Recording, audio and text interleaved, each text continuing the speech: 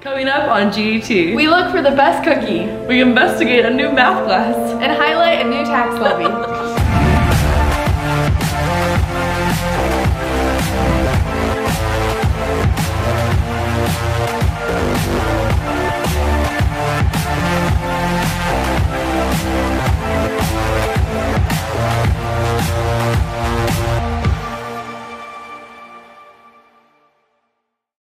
Baked Bear. Insomnia. Hotbox. Audrey finds out who has the best cookie.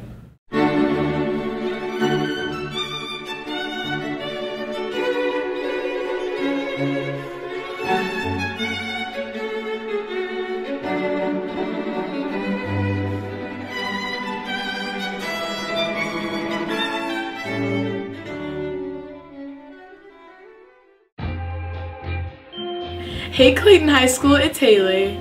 The first stop is Baked Bear. I chose the ice cream sandwich because it's what they're well known for. The ice cream kind of froze the cookie, so I didn't really like the combo of the ice cream with the cookie. I also got a cookie without ice cream. Then when I tried the cookie by itself, it had a good consistency. It wasn't undercooked or overcooked.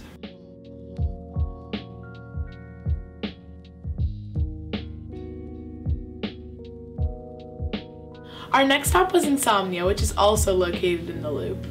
I went with the Snickerdoodle cookie because that's what they're most well known for.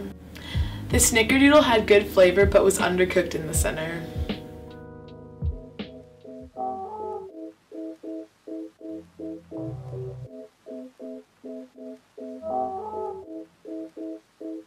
Our last stop was Hotbox Cookies. I ordered the Reese's Pieces cookie because that's what they're well known for.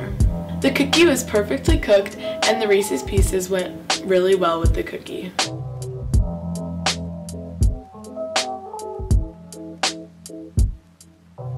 Overall, my personal favorite was Hotbox Cookies because the cookie was reasonably priced and the best flavor. My second favorite was Baked Bear because I loved how tasty and affordable the cookie was. The ice cream was really good, but I can't put it into consideration when ranking the cookies because I was comparing the types of cookies. I recommend going to Baked Bear even if you get the ice cream or not. And my least favorite was Insomnia due to the cookie being undercooked and the fact that the cookies were pretty basic but still cost almost $2, which makes it more expensive than the rest of the places. These were just my personal opinions, but I definitely recommend trying out each place yourself.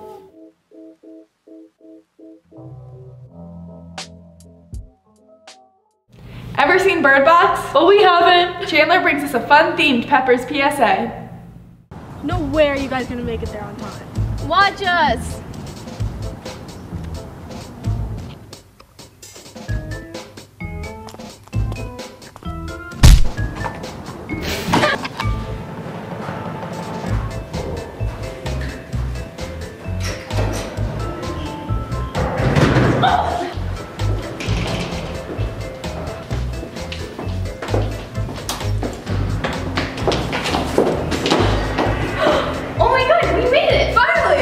Be sure to pop out to Pepper's on February 9th. Buy your tickets in the comments. See you there!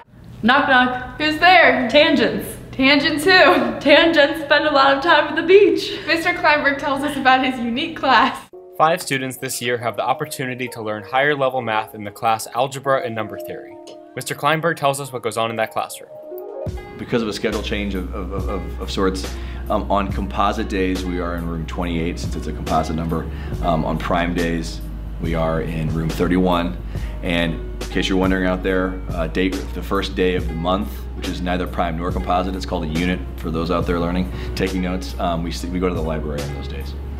So if you're looking for us, you can find us in one of those 3 locations. That's the nerdiest thing I've ever heard. Well, what's formerly known as advanced mathematics is now known as algebra and number theory.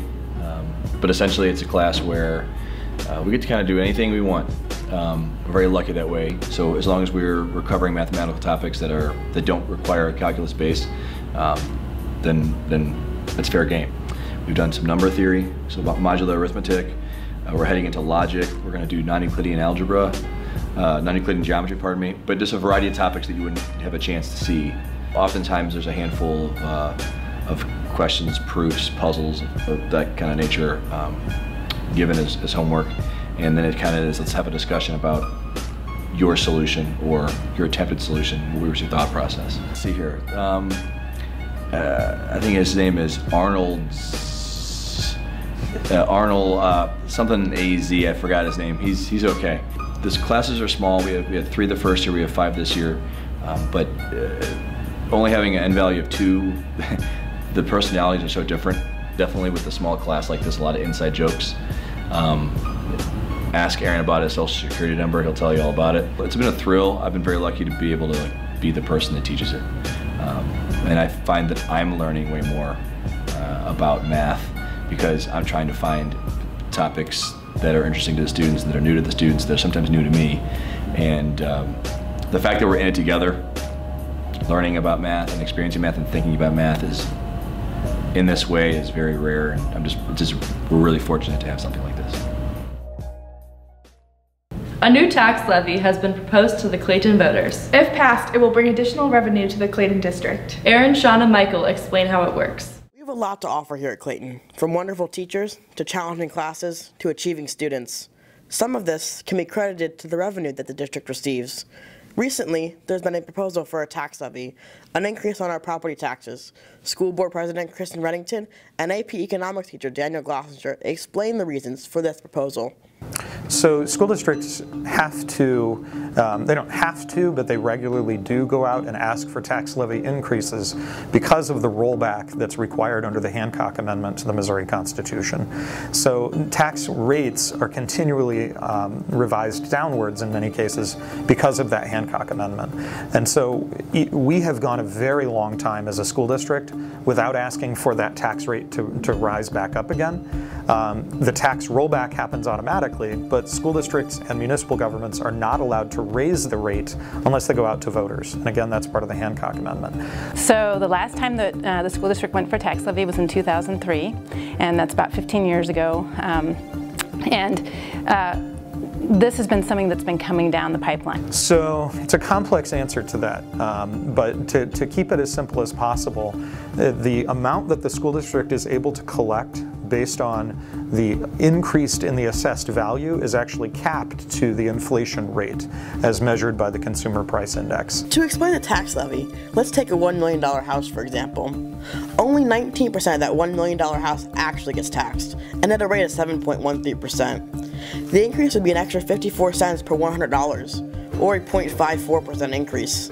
It's the same as if a pack of gum went from $2 to $2.01. So by doing it this year, it prepares us to be able to deal with what if we don't have the support from the community.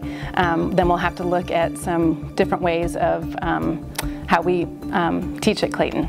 I also went to school, the Clayton schools, and yeah, my kids are here.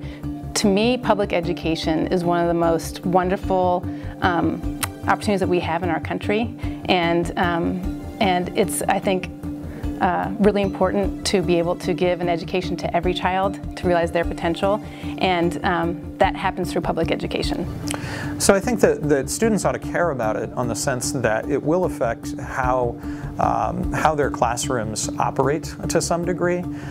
They probably aren't going to notice, if the tax levy were not to pass, they probably wouldn't notice a whole lot of changes, but it depends on which students. And certain students would notice pretty significant changes. It's not like we would go from, having 9 or 10 history teachers to 5 history teachers. That's not the kind of changes. But having more classes of 23 and 24 students, having fewer electives offered, I think those kind of small things are things that kids care about. Students care about having their interests reflected in the curriculum. Finally, Max, Ben, and Federico bring us a short film about a rogue animal from the St. Louis Zoo. Thanks, Jeff. Brick Lemons here, reporting on the winter storm approaching. Storm Gia has approached and hit St. Louis. Look at all this snow. Brick Lemons again. Today we'll be interviewing Steve Nature about his idea on why a gorilla should be freed from the St. Louis Zoo. Thank you. Brick Lemons, by the way. Is it still on?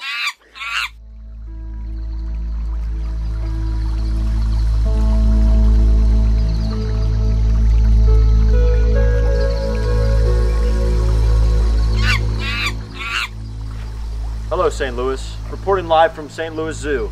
I'm here, Rick Lemons, with Steve Nature. I'm Steve Nature, and I love animals. I love animals too, Steve. Back in my hometown in Australia, I used to have 30 different pets just in my household.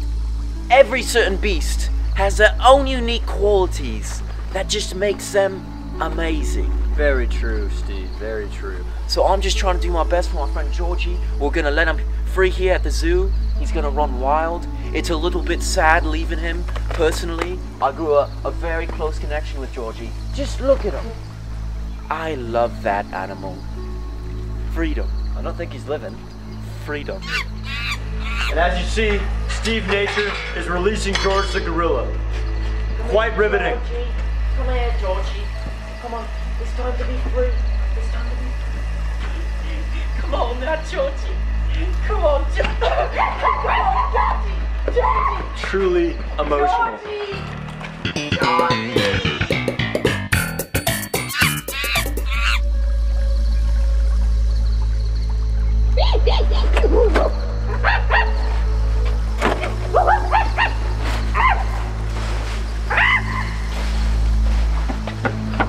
Brick Lemon's here, Brick Lemon's here.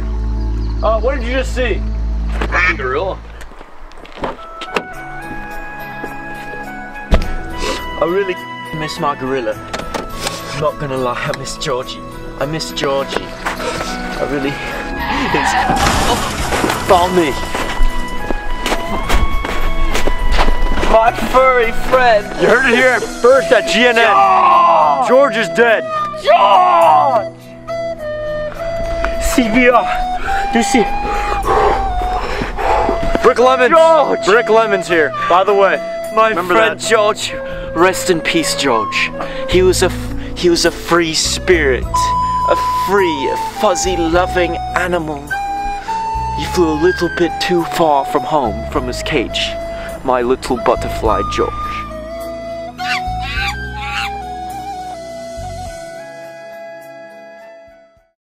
Thanks for watching CHS. This has been GET, a production of the Greyhound News Network.